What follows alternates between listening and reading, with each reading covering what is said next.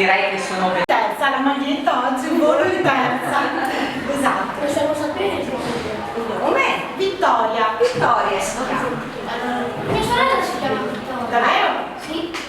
Cultura.